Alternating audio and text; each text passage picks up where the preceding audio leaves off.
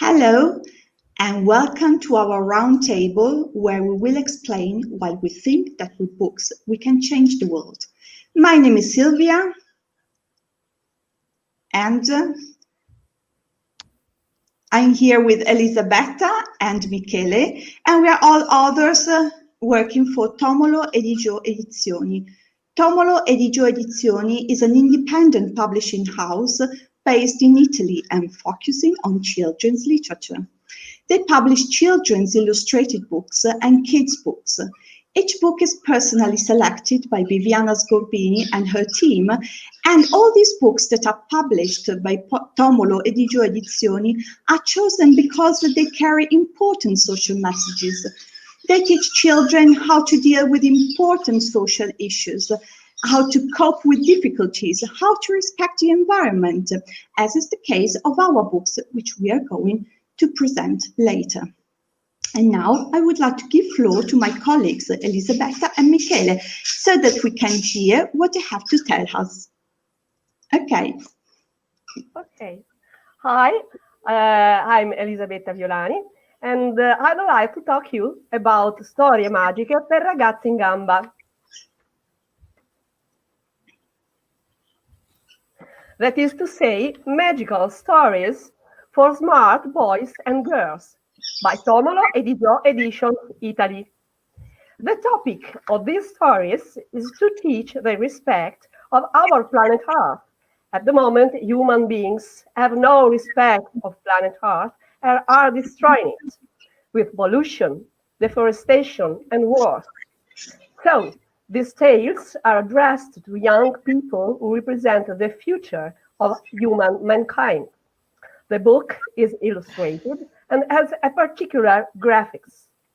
The first story has been created by a 13-year-old girl, and the protagonist is a boy from Mars who looks just like a human boy. His grandfather is a scientist who has invented the thought bubble time machine. Here is it.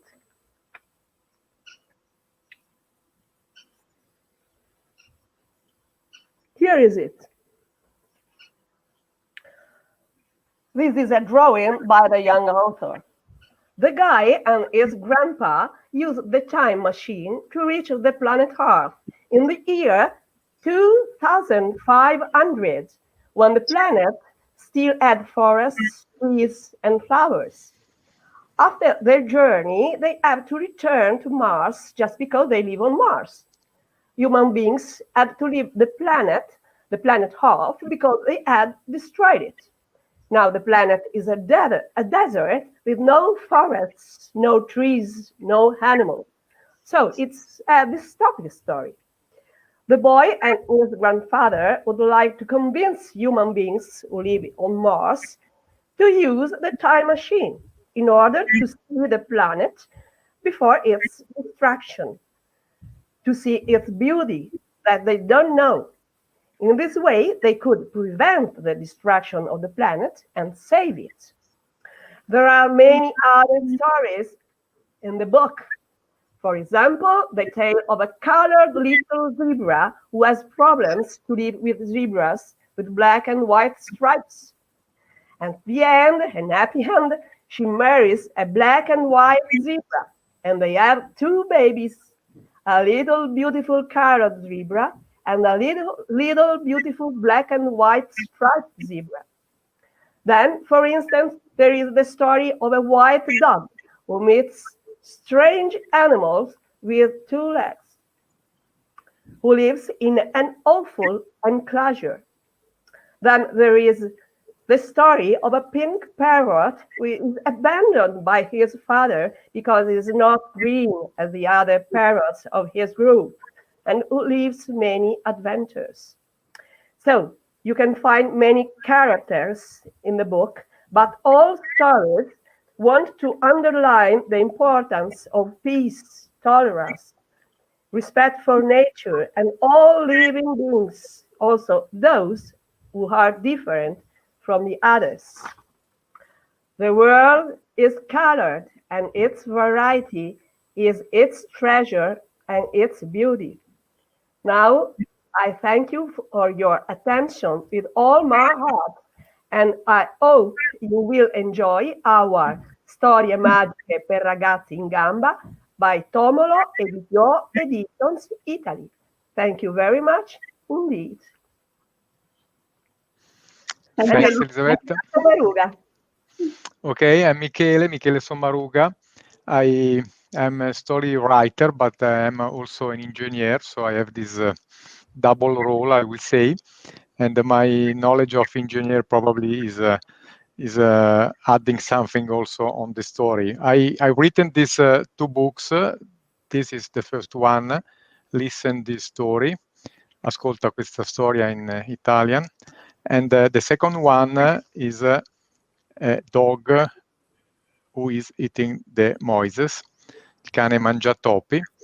And these 2 books are written in Italian language, but now we are working to translate some of the story in English, and we will have soon a book with some of that story in English.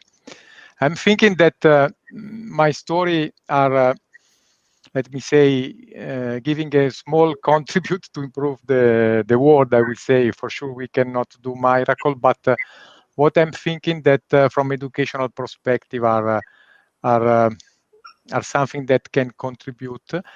And also when I've written this story that are at the end the story that I was telling to my boys a lot of time ago, I was thinking to not only to do something that was good for children, but also for parents, because I'm thinking that the educational is starting from the parents. So this is really the starting point.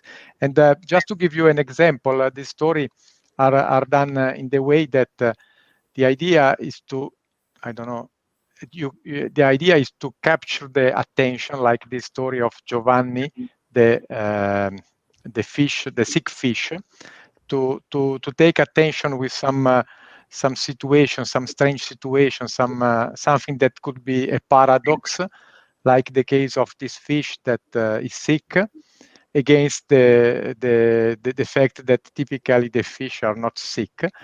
And there is this fish looking for a doctor in the sea that can help. And what is a bit strange is that these doctors are giving to the fish some strange suggestions that sometimes are not applicable at all. So with this example of story, I'm trying to explain how my story are. There is something that is really should capture the attention with this beautiful picture and also with this strange story. But really the intent is to give a message behind, so to have something that is really educational. If this, let me say, is successful or not, I hope that you will have the opportunity to read and you can say. And if this book will be translated as we are in our mind soon, will be really possible to have this story also outside Italy. That is our target. So that's it. Okay, and I am Silvia, as I've already told you, and I'm an illustrator. I own an art studio in my village, and I love writing and illustrating my stories. Tonight, I would like to introduce you to my first book in English, Tales from Pond, which is quite different from the books that I used to write, because I always research through folklore, fairy tales, myths and mythology. But this is quite different because unlike my other fairy tales or unlike the other books that I write, this is completely invented and not based on a legend or on a fairy tale which is already existing. So the main character is this little duck named Squeaker. And so you can infer that one of the main themes in this book is to teach children to love animals. So the story is set in Tudor times in England, and I've chosen Tudor times because it's one of my favorite historical periods. And it begins on a cold and stormy night when 3 French ships are struggling to reach England.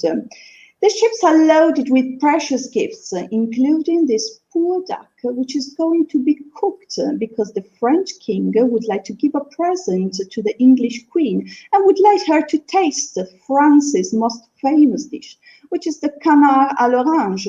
So Squeaker's fate is not really good, is it? But no problem, Squeaker is going to be freed. He's going to be saved by a little girl who sets him free. So once again, the main theme, which is to teach children to love animals and to set them free. So Squeaker is set free and finds himself in a foreign country because he's French and now he's in England. And he has to deal with many difficulties. For instance, he meets many ducks, but they seem to be a little unfriendly, so they don't like him because they think he's a foreigner, and so they've got lots of prejudices against him. But Squeaker will learn how to cope with these difficulties, and the other ducks, they will learn that prejudices are not really good, and they will eventually make friends.